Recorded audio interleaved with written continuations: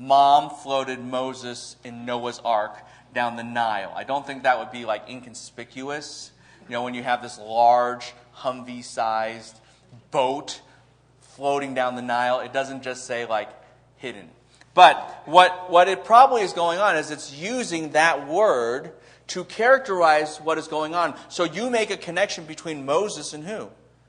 And Noah. Just like God used Noah to save the world, in the sense that the human race was preserved through him, now Moses will be that instrumental in being used to preserve the nation of Israel. God is raising up, shall we say, a leader for deliverance. And he's making it abundantly clear, this is the guy. This is about salvation, and this is the leader of that deliverance. There's even more things. For example, Moses' mom puts him amongst the reeds. I guess you can see that in chapter 2, verse 3. The interesting word with reeds is, have you heard of the Red Sea?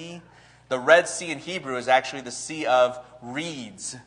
And you're like, oh, is that because it's shallow? No, it has nothing to do with that. It's plenty deep for people to drown in. And even if it wasn't deep enough, but it is, the miracle then would be that they could drown in shallow water. But it was plenty deep, and that's not up for debate. It's just that's the name that they had for it at the time. It's called the Sea of Reeds. And so there are these connections showing how God delivered Moses is how he will deliver his whole people, because this is the point of the spear. I'm going to use this man to work out this deliverance. And of course, God is shaping up Moses in a variety of ways, and he's further designating him. This is the leader. This is the leader. For example, Moses meets his wife. Anyone remember where? Look at the bottom of the chapter. He meets her at a well. Have you ever heard of a woman at the well? Jesus is later, so that hasn't happened yet. But earlier, do you remember there was Rebekah? Yeah? And then Jacob meets Rachel at a well. And so Moses meets it's like everyone meets their wives at wells. No, I'm just kidding. That's not actually true. But the improper biblical application would be like to have a well in the church for singles ministry or something. No, that's not what we want to happen. But the point is that this is one way that God designates his leaders. This is one, just like Jacob, just like Isaac, he is the one called to lead God's people in salvation, and God then will know his people. I love this verse. At the end of chapter 2, verse 25, it talks about how God saw his people and then he knew them. Why? Because he is now going to engage in a covenant relationship with them. This God cares. This God heard. This God loved his people. This God remembered them. And that's what we learn about him. And that's what drives his salvation. And so, in Exodus chapter 3, God announces to Moses, we're in the business of salvation. This is your calling. And Moses asks an important question, and it's important for the sake of Israel in the immediate context. It's important for the overarching purpose of the book. Again, this book is all about understanding the God of salvation, and we've seen God's saving plan move forward. By the way, if you haven't caught this already, Moses' early life is going to be mirrored in Jesus' early life. Moses almost dies because Pharaoh's going to kill him. Jesus almost dies as a baby because who was wanting to kill him? Herod. See these parallels? And they're not accidental. It's not like God said, whoa, what a great coincidence. I couldn't believe it. Amazing. Who planned that? Yeah. So the point is that you're already learning the way God does a play for salvation. This is like football plays. I heard that. I heard that somebody lost yesterday, but we won't say who, and it doesn't really affect me either way. So, but it's a football play. When they line up a certain way, they're going to do a certain thing. Well, when God wants to work out salvation, he's going to do certain things. And he's already signaling that to us. And so Exodus 1 and 2 have those ramifications. And God calls Moses. He's revealing his salvation. He's revealing the God of salvation. And Moses asks a very important question, like I said, both relative to Israel and to the whole book. And he says, what is your name? Now, what we need to learn is that this is not a normal question. This is not like, what is your name? Like, how do I pronounce Yahweh? Or Adonai, or Elohim, like, is it Elohim, or Elohim, or Elohim, or that's not his question. In Hebrew, the idea of what is your name is, what are you? What makes God God? It's a very profound question if you think about it, yeah? Like, how do you define God? And who better to ask than God? So this is like God's answer on who God is, on what makes God God. And he says, I am who I am. And this is the idea. God is God. That's it. God is God. Which means, simply put, you cannot define me. When you start to put human definitions to say this exhaustively explains God's essence, you have brought him down. The only definition of God that there is that he is what? He is God. He is a category above us. Theologians call this the doctrine of otherness, of God's otherness. That you can't contain God. You can't fully describe him. The moment you do, you've created a derivative. The only thing that God is God. He is indivisible. He is inseparable. He is just God. And that's a pretty profound answer, isn't it? Think about it this way. Compare it to the ancient Near Eastern gods who define themselves by, I'm the God of rain. I'm the God of water. I'm the God of the sky. I'm the God of the trees. I'm the God of straws. No, I'm just kidding. That doesn't exist. But that's how they would define themselves. They always define themselves something in our creation. God defines himself by what? Himself. Because you cannot define him any other way. And that shows he doesn't come down to us. He is far what? Above us. And we cannot go up to his level, and we cannot bring him down to ours. That's the nature of God. This is a very profound definition, and God is going to reveal that. God is going to reveal that further. He needs to make it known. I'm not like those pagan gods who are no gods at all, because man created them. How do we know that? Because they're always associated with created things. I am not created.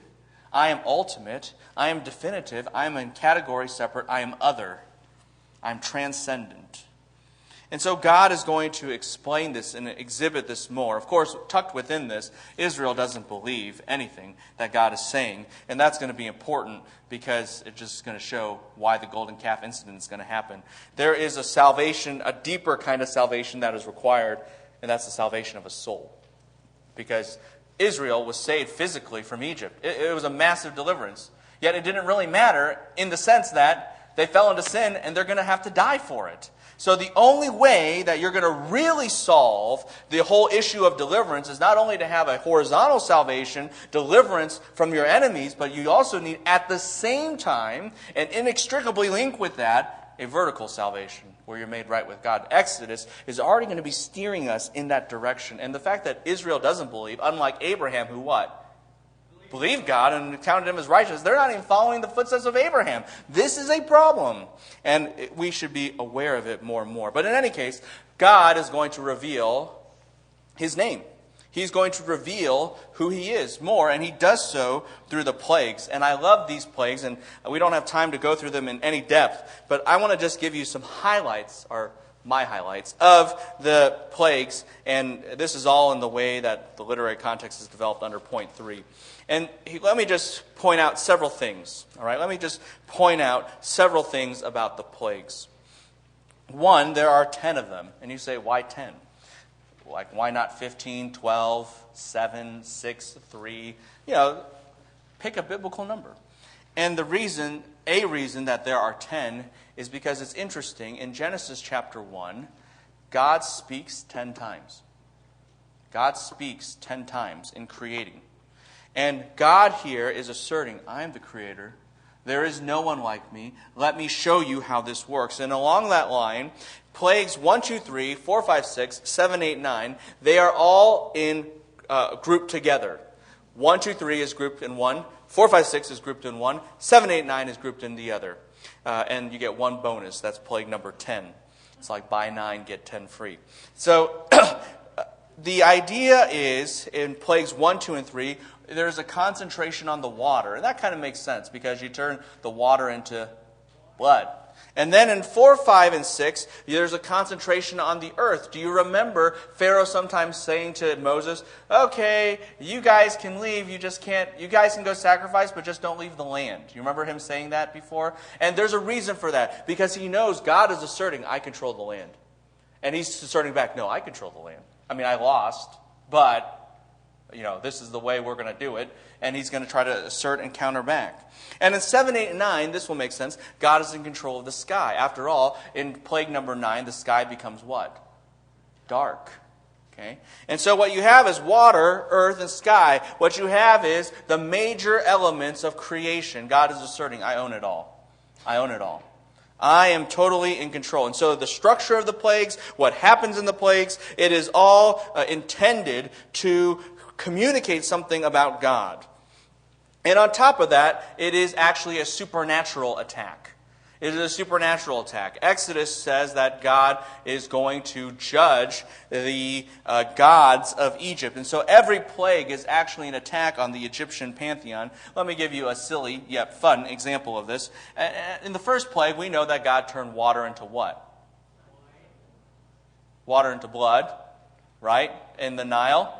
And why not like Jell-O? Then you couldn't drink that either, or turn it into mud. Why does it have to be turned into blood? Yes?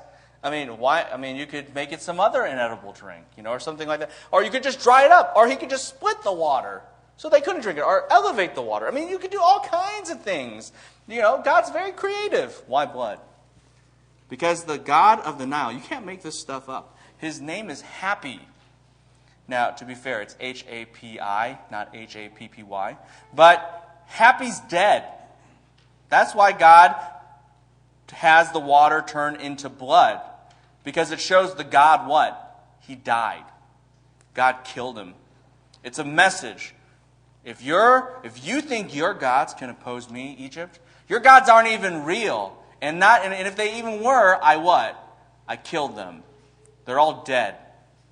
God is assuming and asserting his supremacy. And that goes all the way to plague number 10. Because who is attacked in plague number 10? The firstborn, yes? And who is the one who becomes the next Pharaoh? The firstborn of Pharaoh. And Pharaoh believes he's a what? He's a god. And God says, this is meant for you. In fact, it's doubly meant for you because Pharaoh is the one who ordered that Israel would kill their what? In the Nile. Their children, yes? And God says, you kill my children, I'll kill your children. Right back at you. You cannot defeat me. And so God is going to destroy Pharaoh, prove you are no God at all. There is only one God, and that is Pharaoh, or that is the true God of Israel, not Pharaoh. And so the whole book of Exodus is exhibiting the supremacy of God in his salvation, who this God is, his holy name, and it is doing all of that. And in the end, you're just thinking, wow, that's amazing that Pharaoh is defeated. In fact, let me just give you one more point about that, and you can just jot this down. You should watch out for how Pharaoh talks. You see, God says, let my people go so that they may serve me. Yes, you remember that? In the wilderness. The word serve is actually the word slave. And you say, well, why is that important? Well, there's several implications, but let me just give you one. Pharaoh thinks Israel's his what? Slave. So if God says, no, they're going to slave for me. They're my slave. What is he basically saying? Pharaoh, you have no what? Authority. I have what? All the authority. And so Pharaoh will refuse. He will never use the word, serve your God. He won't use that. He won't say that. Why? Because if you say that, you're admitting what? There is a God. He's everything, and I'm what? I'm nothing. So he's not going to say that. No way! Until he's broken. And after the 10th plague, what does Pharaoh say? He says, go serve your God. I'm nothing. And with that then, God proves he's absolutely supreme. He is the God of salvation. And here comes the question, and I think it's on somewhere on your page. Why then Exodus 14? If God has already proved that he's the one true God, Pharaoh's broken, Pharaoh's nothing. This is the international launch you are needing. Why do you need a crossing of the Red Sea? Why do you need Exodus 14? Isn't that a good question? Is this just encore, more of the above? Standing ovation, try it again for the fun of it? What is going on here? And there's something important that we have to understand about Exodus 14. And that's this. God actually has had everything so far mediated. God has not directly gone face to face with Pharaoh. Does Does this make sense? He's always sent who? Moses and Aaron to talk. And so they haven't actually had a direct confrontation in this way. It's always been through a mediator. And in Exodus 14, here's where it comes to a climax. Because for the first time, they get to confront each other face to what? Face to face, man to man, so to speak. And God is going to make a point about himself. And in doing so, Pharaoh is drawn out. The cloud, the pillar of cloud is there. And they're going to meet each other. And in chapter 14, verses 19 through 20, the passage that we're studying now, we're going to just briefly survey through it and see that this is how the confrontation works. God is going to say, Pharaoh, we haven't ever actually officially met face to face. So let me introduce myself one last time. First time, last time. And this is the introduction. So here we go, 14, 19 through 20. God, everything goes back to the God of salvation. And this is the direct presentation of God to Pharaoh. This is where he directly reveals himself in his full glory. And here's what becomes interesting. And you can kind of break this up a little bit. And you kind of maybe even see in your kind of notes that it is broken up this way. The first thing we learn is Yahweh's essence. Yahweh's essence. It's interesting. How does God describe himself in verse 19? The opening words are who? The angel of God. Now, you would normally expect if God is going to be presenting himself, he would say what? God, Yahweh, something like that, right? But why angel of God? And on one hand, this is God, the description, who have been going before the camp of Israel. If you do a search on that phrase, it goes back to one passage. Exodus 13, verse 21, where it says, God went before the camp of Israel. So we know this is God. No question about it. But still the question is, why does God describe him as a what? Angel of God. This is weird. But we start to get some more clarity, say in Exodus 14, verse 24. And if you look there, it says this, Yahweh looked down to the camp of Egypt through the pillar of fire and cloud. Wait a minute. I thought God was in the fire and cloud, yes? But how can God from heaven look down through God? Do you see the problem? There's Yahweh in the fire, pillar, cloud thingy. There's Yahweh in heaven. And Yahweh in heaven is looking through Yahweh in the pillar of cloud. How can Yahweh look through Yahweh? What's the answer? Yeah, not only omnipresence, but what you have here is the Trinity. You have the Trinity. And this is why God names himself the angel of God to designate a specific person distinct from God the Father. And most likely, since the angel of the Lord is never associated with the Spirit, what you have here is God the who? God the Son. And so here's what you start to learn. Pharaoh, we've never met face to face. Let me introduce myself. Here's the Savior, God the Son. God the Son. And what you have to realize is this. Sometimes people think the Trinity is confusing and it's a very complicated doctrine, and ultimately we just don't know because God is way above us. Of course we're not going to understand everything. Nevertheless, people back in Moses' day were very comfortable with the idea of the Trinity. There's no problem. When Moses and Israel and even Egypt all see this happening, no one says, hold the phone, time out. This is weird. We need to hold some councils. We've got some questions. This isn't making a lot of sense to us. How many gods do you believe in Israel? One, but there's two. It's okay. No problem. No, there's problems. 1 and 2, not same number. We're Greek. No, it doesn't matter. They are totally comfortable with what is going on here. And what God wants to show is, from the very beginning, he was triune. From the very initiation of his plan, he was triune. There's no question about it. Israel understood it. Even the Egyptians got it. Think about it that way. Even the Egyptians got it. The pagan Egyptians present, they beheld that. And no problems. No problems. Who is God? Who is this God of salvation? He's triune.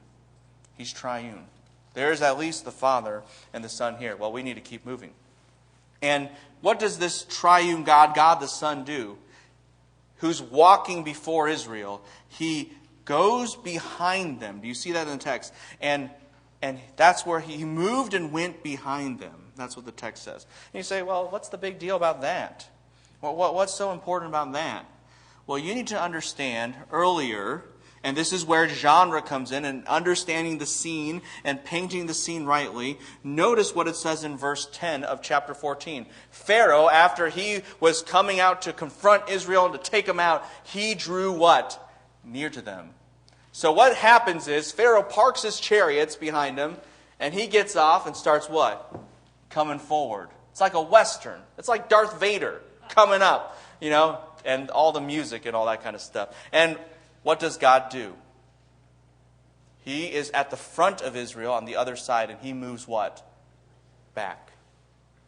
Why? I'll defend my people. And Pharaoh, you do not scare me one bit. Let's face off face to face.